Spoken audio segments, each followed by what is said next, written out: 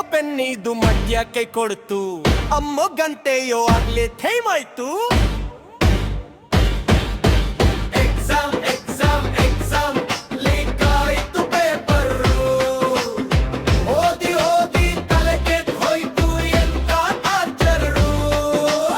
exam exam exam leak ಆಯ್ತು paper ಓದಿ ಓದಿ ತಲೆ ಕೆಟ್ಟು ಹೋಯ್ತು ಎಂತ ಟಾರ್ಚರು ಲಾಸ್ಟು